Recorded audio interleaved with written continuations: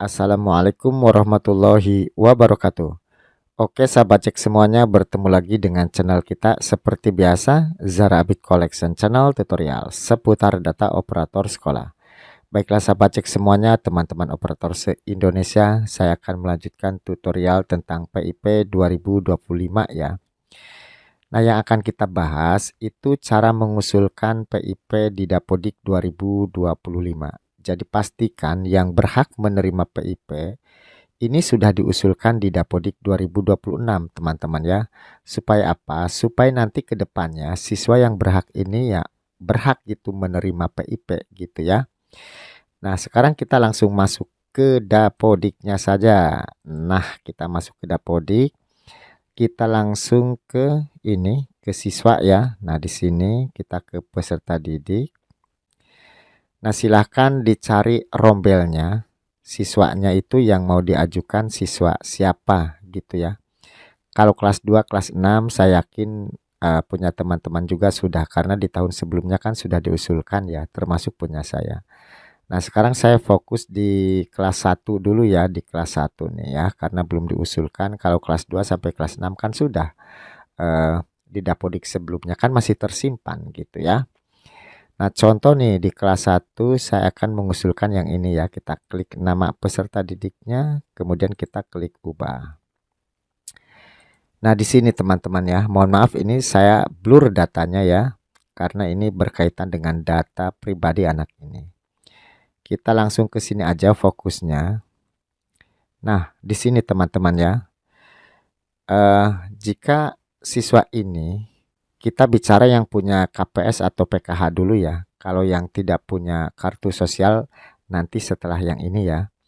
Artinya mereka juga bisa diusulkan dan dapat gitu.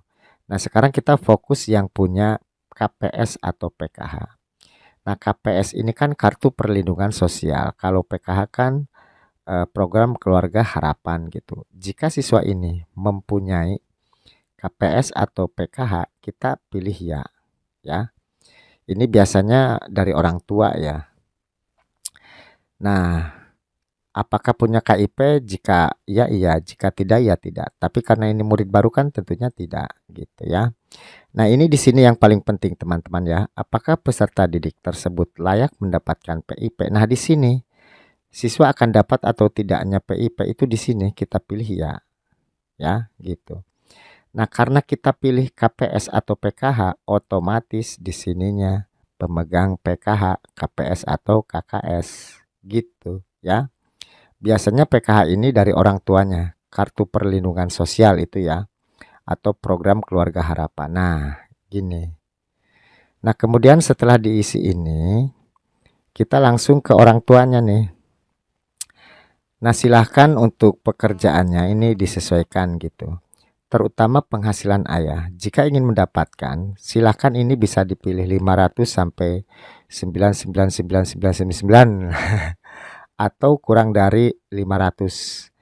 Kalau saya ingin dapat ya kurang dari 500 aja ya, kurang dari 500. Kemudian ibunya juga sama ya. Penghasilannya ya kurang dari 500 atau tidak bekerja, tidak berpenghasilan maksudnya ya. Nah, kemudian kalau sudah klik simpan di sini. Ya, klik simpan. Nah, ini kalau ada wali-wali ya. Kalau tidak ada ya tidak ada gitu. Coba kita simpan. Nah, tersimpan. Nah, karena kita di atas memilihnya itu punya PKH atau KPS, secara otomatis ini diinputkan di sini ya, di bagian kesejahteraan.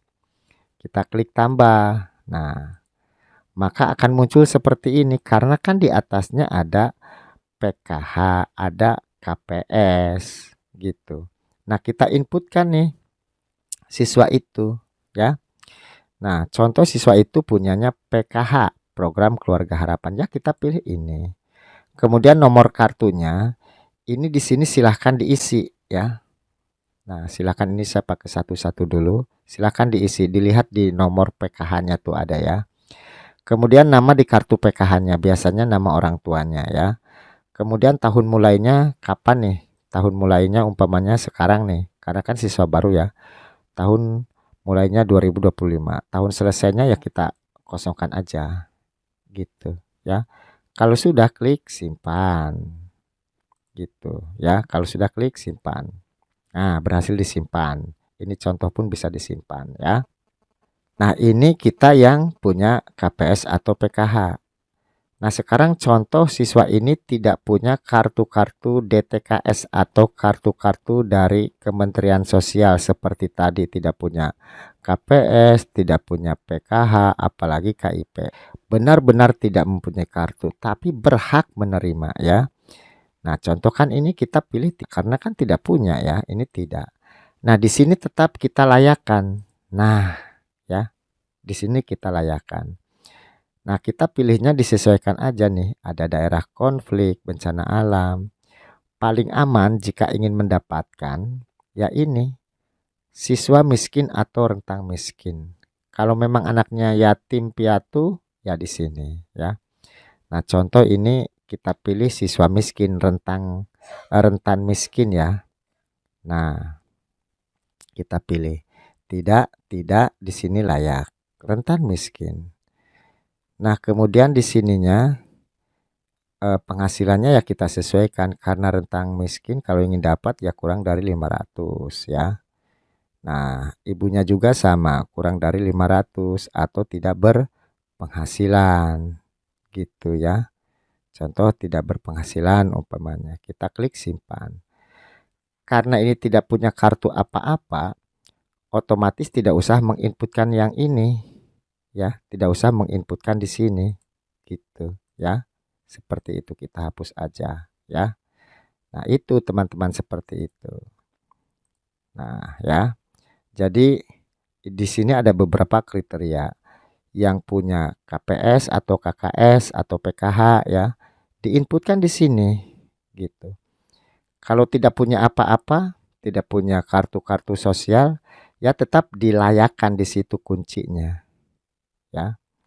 Nah, karena ini kita memilihnya umpamanya punya KPS atau punya PKH, otomatis di kesejahteraannya ya ditambahkan di sininya ya gitu. Tapi jika tidak punya kartu-kartu itu ya tidak usah ya, tidak usah. Nah, seperti itu teman-teman ya. Yang perlu saya berikan penguatan teman-teman, ini kan berhubungan dengan uang ya, PIP itu. Artinya jika memang anak itu anak pegawai, contoh anak PNS atau P3 KASN lah, kan orang tuanya sudah mendapatkan gaji dari pemerintah. Ya anaknya jangan ya, jangan. Masih banyak anak-anak yang berhak menerima KIP ini atau PIP ini, bantuan ini. Atau anak bos gitu ya. Anak yang banyak uang, punya mobil, punya apa ya, jangan diusulkan. Ini khusus yang berhak menerima ya. Anak-anak miskin, mohon maaf ya. Anak yatim, anak piatu yang tidak punya apa-apa gitu. Atau ada kriteria-kriteria yang lain lagi. Supaya nanti di masyarakat ini tidak ada kecemburuan sosial gitu. Yang kaya dapat, yang miskin dapat. Nah, di situ nanti sekolah jadi sorotan. Pandai-pandailah teman-teman untuk menginputkannya. Itu hanya sekedar masukan aja ya. Jadi intinya yang diinputkan di Dapodik ini adalah siswa yang berhak saja. Nah, untuk mendapatkan kriteria untuk mendapatkan PIP ini kan ada kriteria-kriteria yang berhak gitu ya. Nah, itu saja mungkin untuk cara inputnya. Jangan lupa teman-teman, setelah kita menginputkan ini semua ya, per kelas gitu, Dapodiknya disinkronkan. Sinkronnya bisa bertahap ya, atau nanti disatukan dengan data-data yang lain boleh sinkron gitu teman-teman ya. Intinya silahkan dicek dari kelas 1 sampai kelas 6 yang belum diajukan. Kalau kelas 2 sampai kelas 6 sih saya kira di Dapodik sebelumnya masih tersimpan ya. Nah, itu saja informasinya, mudah-mudahan bisa membantu, mencerahkan, dan tentunya bermanfaat buat sahabat cek semuanya. Terima kasih yang sudah like dan subscribe di channel kami. Silahkan jika video ini bermanfaat bisa di-share ke teman-teman yang lain. Terima kasih atas perhatiannya. Selamat bertemu di video kami berikutnya. Wassalamualaikum warahmatullahi wabarakatuh.